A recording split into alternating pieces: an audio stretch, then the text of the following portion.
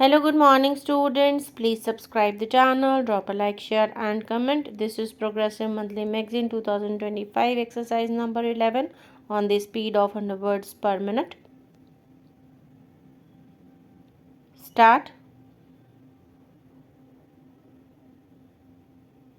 This year, we have commemorated the 75th anniversary of the Dandi March, inspired and led by Mahatma Gandhi in a variety of ways.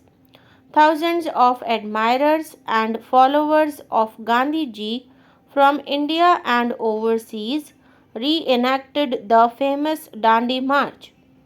Many congressmen and women, inspired by the leadership of Sonia Ji, participated in this historic reenactment. Our government issued special commemorative postage stamps.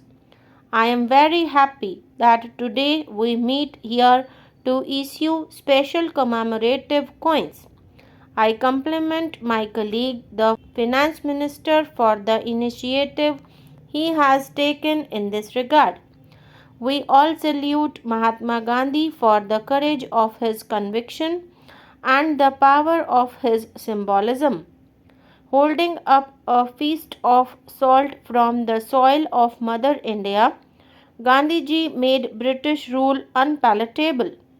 It was a historic moment in the creation of free India. I have spoken on several occasions during this year on the significance of Dandi March.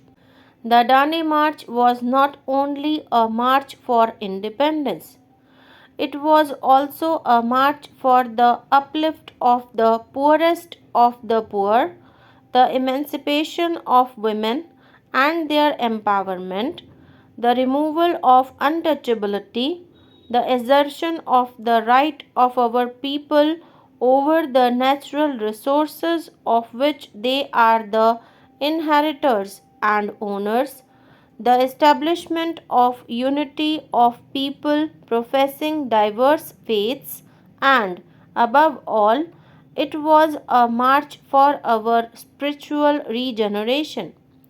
It was also a march of unity of all Indians, irrespective of caste and religion, language and region.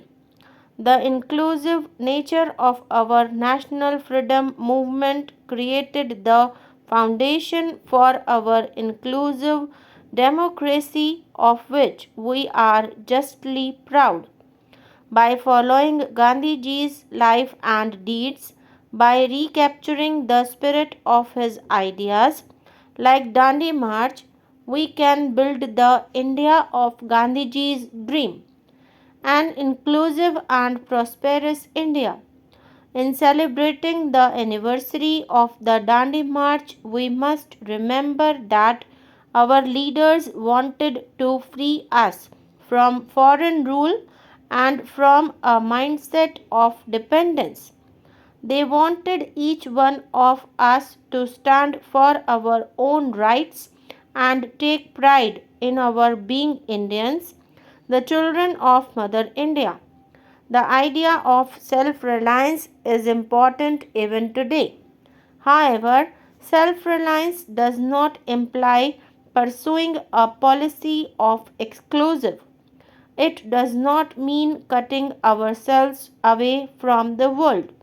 Self reliance in the modern world implies the ability to pursue one's interests with self confidence and faith in one's own capabilities.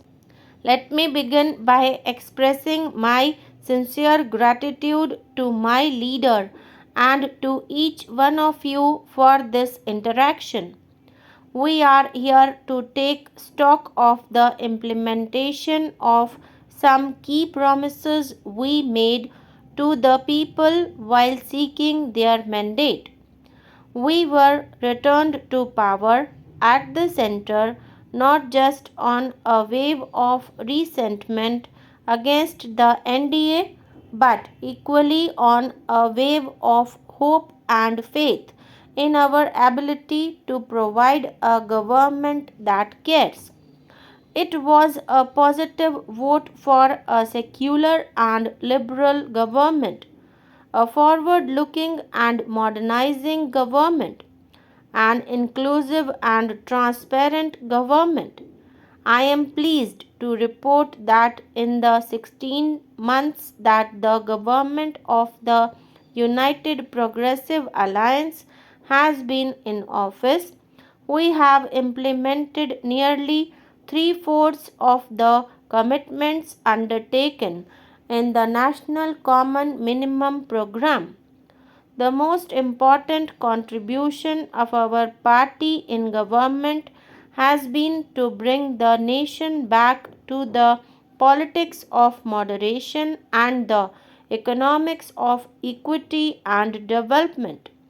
The weaker sections of society, the marginalized, the depressed, the minorities, feel a new sense of belonging and ownership in the destiny of our nation.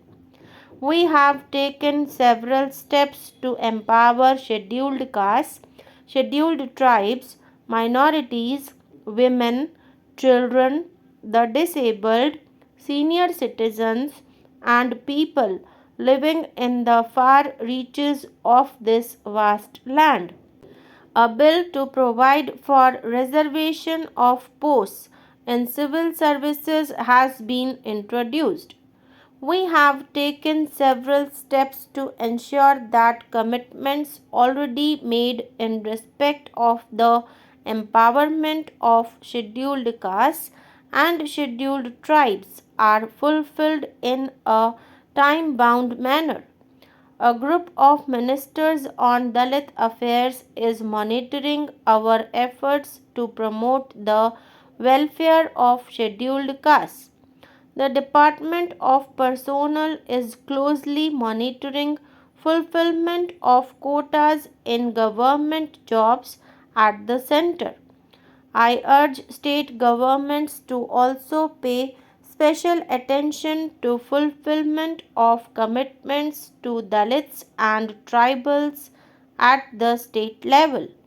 The central government will make sure that at least 80% of the vacancies in SC or ST reservation quota jobs in government will be filled on a time bound basis. Scholarships for higher education for SC or ST students have been significantly increased. A high level committee is putting together information on the social and economic status of the minorities in India. We have also taken steps to economically and socially empower the minorities and widen education and employment opportunities for SCs, STs, and minorities in the private sector. We propose to come forward with a new 15-point program for the welfare of minorities with specific timelines and targets in the future.